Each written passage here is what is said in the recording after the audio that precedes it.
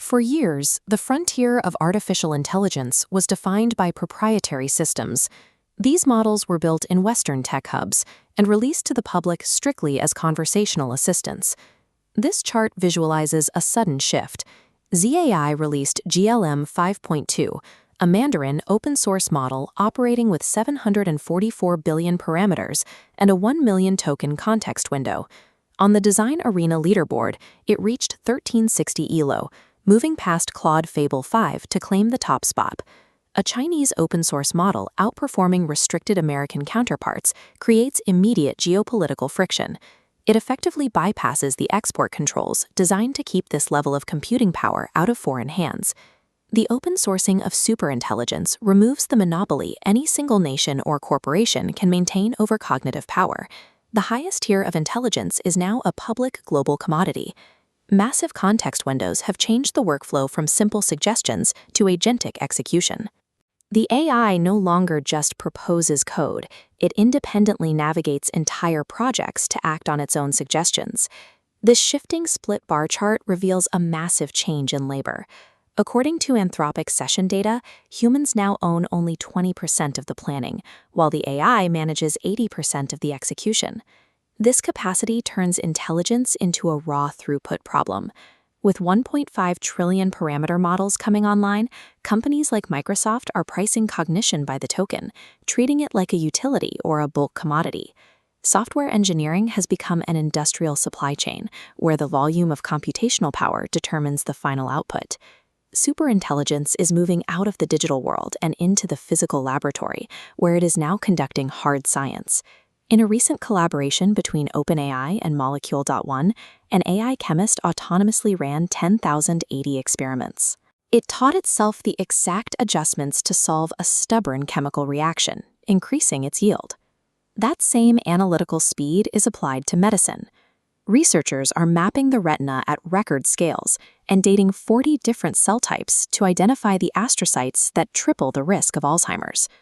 We are seeing direct hardware connections to human biology.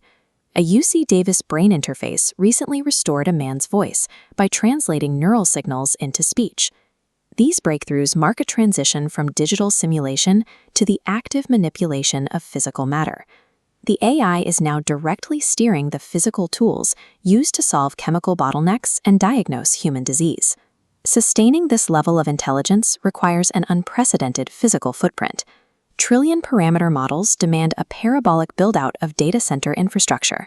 The global scramble for hardware is intensifying, as seen in Kazakhstan's $10 billion data center valley. These facilities house 100,000 GPUs, placing immense pressure on regional power grids. To keep up, semiconductor foundries like Intel and TSMC are locked in intense competition, searching for new chip materials to supply next-generation processors. This physical expansion includes new forms of mobility, from biomimetic robots to autonomous mining operations designed to secure the raw materials for silicon. Concrete, silicon, and electricity required to sustain these models define the hard limits of superintelligence today. The high volume of automated output is creating measurable friction.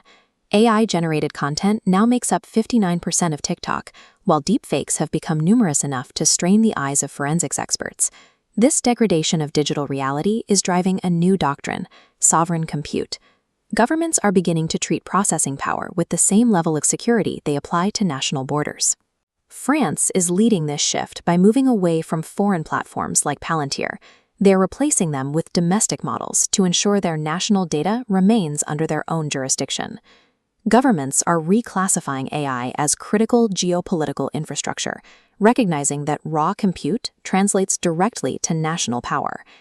These tensions culminated at a closed G7 lunch in the coastal town of Avion. This was a historic moment. For the first time, private tech executives sat directly with heads of state to negotiate terms of international security. These corporate leaders proposed a US-led coalition with a clear goal: walling China off from the frontier compute needed for the next leap in intelligence. The race for superintelligence ultimately belongs to whichever coalition controls the physical hardware, the energy grids, and the international laws. This scientific acceleration has immediate physical consequences. In Wisconsin, a laboratory recently freed its last 475 beagles as AI simulations made traditional animal testing obsolete.